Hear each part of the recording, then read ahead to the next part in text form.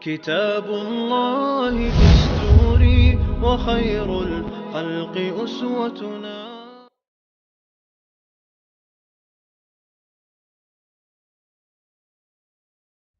My argument is that today, the only solution, the only thing that can bring life back, spiritual life, moral life, ethical life, back to the Muslims, and by the way, by extension to the entire world, because the entire world needs it. The only thing that can bring life back to this earth is the Book of Allah. The humanity needs it. You know, they have conventions about environmental crisis. They have conventions about political crises. There are, United Nations, charters. They meet about all kinds of humanitarian, drastic situations that are happening all over the world. The crisis situations in the world keep growing and growing and growing and growing. If you're watching CNN 24 hours a day, you are listening to human tragedy 24 hours a day. Human news is just tragedy. That's all it is. Which means the earth is dying. And Allah told us the only thing that can bring it to life and save its life is what? The Book of Allah. The problem though is some people who want to further kill are using the Book of Allah. They're using the Book of Allah not to spread life but to spread death. To spread death. And they claim that they have the right understanding of the Book of Allah. And I argue the following. Here's how we as an ummah have to fix this problem. Nothing, please listen to this carefully, it's going to sound politically incorrect, it's going to sound controversial, some of you will be offended, but I don't care. لا نخاف في الله لومة لائم. Nothing is above the Book of Allah. وَكَلِمَةُ اللَّهِ هِيَ الْعُلْيَا. Nothing is above the Book of Allah. Unfortunately, in our times, sometimes you and I have an idea, we already have an idea, and now we want that idea to be justified by the Book of Allah. So we develop our idea first, and then we find daleel in the Book of Allah. What was on top? Quran or your idea? Your idea, and you put the ayat underneath it to justify. The ayat of Allah are now being used to justify your philosophy. You are not extracting the philosophy and the thinking and the solution from the Book of Allah. You already have the solution. You just want to justify it from the Book of Allah. This is a disservice to the Quran. For example, there are people who talk about the mission of the Quran is da'wah.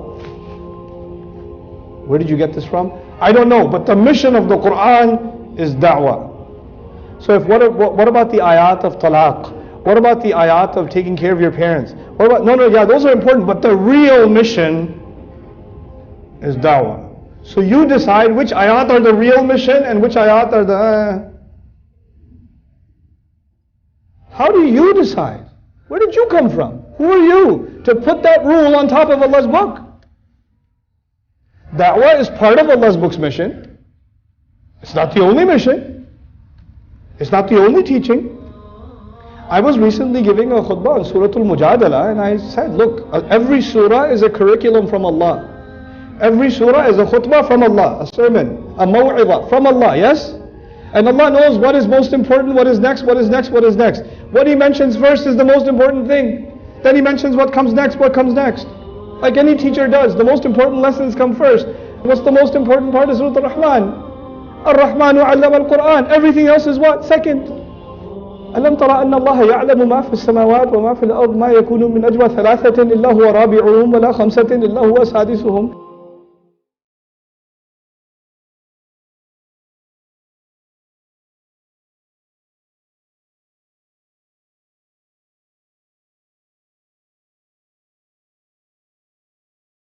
ولا أدنى من ذلك ولا أكثر إلا هو معهم أينما كانوا.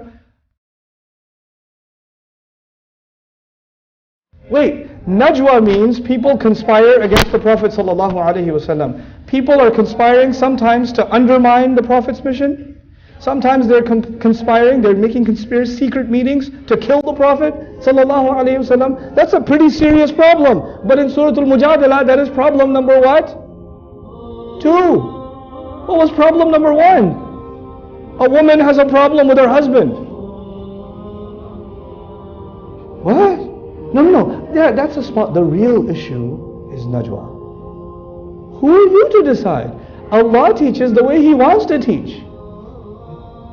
I am reminded of the question Allah asks in Surah Al-Hujurat. قُلْ أَتُعَلِّمُونَ اللَّهَ بِدِينِكُمْ? Oh, you're going to teach Allah your deen? You're going to teach Him your deen? You decide what's more important. You know? So what we do is we take selections of ayat. These are the important ayats. These are the ayat that we have to have our curriculum with. The rest of Quran is secondary. Even if you don't say it, you're thinking it. And that thinking is problematic. We have to give justice to the Book of Allah. We have to give justice to a surah. We have to stop thinking that some things are important and some things are less important. There are some things that are in order. There's priorities. But those priorities are not decided by you. They're not decided by me. They've already been decided by Allah subhanahu wa ta'ala. They have already been decided. Now think about this. When I was in New York, when I was not a religious person, I was a Muslim, not a religious person. When I first got exposed to Islam, the thing about New York is it's a crazy place. Every masjid has its own Islam. Literally, every masjid has its own Islam. You know, كُلُّ حِزْبٍ بِمَا لَدَيْهِمْ فَرِحُونَ. This is actually, I saw it in New York. Every group believes they are the right one, and they will give you a lot of khutbah and a lot of lectures about how wrong the next door neighbor is. And then when you go to that one, they will tell you how perfect they are and how evil those guys are. And I have a problem that I like to go, when I learn something, I like to really learn it. So I go to group number one and I learn so much from them that I become part of them. And then I say, okay, I've learned enough. Now I'm going to go to group number two and I'm going to learn so much from them, I'll become part of them. I know it's crazy, but I did that. So I went from one group to another group, to another group, to another group. I was a tourist. Okay? And when I was done, I realized something. Every group decides one thing is the most important thing. And their entire picture of Islam is based on that one concept. One group says the most important thing is da'wah. Forget everything else. Another group says the most important thing is how you look. You should look a certain way. If you don't look like this, then you're not a good Muslim. Another group says, no, you have to have these books. If you don't go through these books, then you're not a good Muslim. You don't really know your Islam. And they're not talking about Quran, by the way. There are other secondary books. If you don't have those books, then you're not a real Muslim.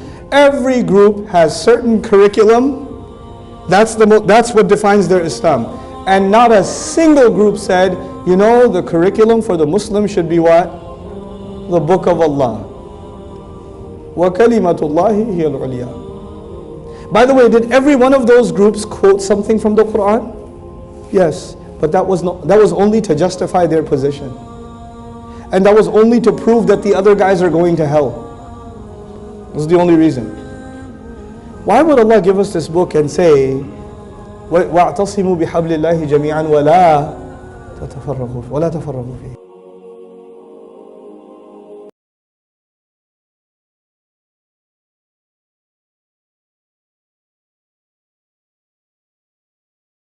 Cause division. We're not holding on the way we're supposed to. Which was that we have to think beyond groups. We have to think of ourselves as Muslims. We have to think of ourselves as Muslims. We have to bring normalcy back to the ummah. The only way to do it is, again, putting the Book of Allah in its place, in its proper place. I'll tell you a small story. I was giving a lecture in Birmingham, England. And if you've been to Birmingham, England, make istighfar. But anyway, I was giving a lecture in Birmingham, England, and Birmingham is a very interesting place. There's a few masajid there, and every masjid is very different from every other masjid. These people hate each other's guts. The only time they agree with each other is when they have to get a halal burger. Other than that, they do not like to see each other's face. You know, they completely hate one another. They're different schools of thought. I'm not here to name names. I know their names, the group names, but I don't care. I think that is so useless that I don't even pull it out of my mouth. That's why I don't name those groups. Hey, so there was about 2,000 people in the audience. 1,000 to 2,000 people in the audience. And I was explaining one of the stories from the Quran. And a young man and a woman came up to me. Ustaz Nouman, can we talk to you for a second? I said, yeah. We are actually Baha'i. We're Baha'i. You know, Baha'is believe in some really out there stuff. But they still consider themselves Muslims. We're Baha'i, and we really love listening to your lectures. It helped us change a lot. We didn't know the Quran says these things. We wanted to come here, but we're really scared. Because if people find out here who we are, I think there's going to be a problem. And we brought 20 of our friends here too. But we just want you to know quietly that we appreciate what you're doing. Thank you. Thank you for letting me know. And I'm really happy you're here. I'm done with that conversation. And the guy comes up, brother, I know this is a Sunni program, but I'm Shia. Is that okay? I was like, yeah, it's okay. Okay. Because my Shia friends and I will listen to your lectures. I was like, that's cool. Keep it up. Very nice. Don't tell anybody. Yeah, I won't tell anybody. I got it. I have had Christians come up to me and tell me, we've been watching your videos. I was in Canada. I was at an RIS convention. A group of Canadian women came up to me. Nouman only can, right? I was like, yeah. We're a group of Christian women. We've been studying the Quran for the last year with you. And we only came to this convention because we wanted to thank you. It's helped us change a lot. Christian women studying the Book of Allah. May Allah guide them. You know, if I was still wearing my group labels, those stickers from New York, as soon as I saw a Baha'i, I was like, hey, come on, let me talk to you. Fix you. If I saw Christians, I would go straight after Jesus. If I saw the Shia, I would go straight after their aqaid and the ikhtilafat. I would attack them right away. I would do that. But you know what? I understand something from the Book of Allah. We are supposed to be farmers. We are supposed to be what? Farmers. A farmer puts a seed in the ground. Then he puts water on top. Then he makes dua to Allah. Then he puts water on top. Then he cleans the soil. Then he puts the water on top. Then he makes dua to Allah. Then he removes the insects. Then he puts the water on top. Then he makes dua to Allah. And for months and months and months and months and months, he sees nothing. He sees nothing because the seed is where? Under the ground. And he doesn't get angry. Hey, why aren't you growing? Let me pull it out. That is not how things grow. You have to let things grow. All you have to do is provide the water. And Allah's responsibility, I don't grow a plant. Allah grows the plants. Allah grows the... Why did He give us this analogy? You have to spread the Book of Allah and Allah will make the changes. You just have to spread the Book of Allah. You're not responsible to change people. لَسْتَ عَلَيْهِمْ بِمُسَيْطِرٍ. You're not in charge. Stop pretending that you're in charge. So many people come up to me, brother, mashallah, you give some good da'wah. Tell me how I can tell my brother to start praying. Tell me what I can tell him. I was like, I don't know what to tell you. Because maybe you haven't put enough water, not put enough water yet. And maybe you're putting water, but some plants grow slowly and some plants grow quickly. It's not about what you say. It's how patient you are with people. It's how patient you are. Yaqub alayhi salam's sons, they disobeyed their father or no? They were a source of sadness or no? For years and years and years, they are a source of sadness. And at the end of it all, they make tawbah or no? They take their time, yeah? Some seeds take a long time to come out. فَصَبْرٌ جَمِيلٌ. Yaqub alayhi salam doesn't turn to Allah, Ya Allah, give me something I can say to my sons so they can change. It doesn't work like that. It doesn't work like that. We are impatient with each other. We want changes to come like that, quickly. If the best generation took 23 years, first of all, we're not the best generation.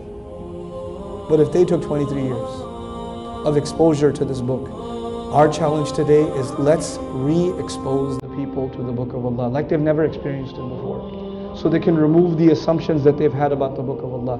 Non-Muslims have misconceptions about the Quran, and my conclusion is Muslims have misconceptions about the Quran. We have to fix the misconceptions for the entire world. We have to show the world how beautiful, how remarkable, how incredible, how loving, how merciful, how addictive this book is. That's what we have to do.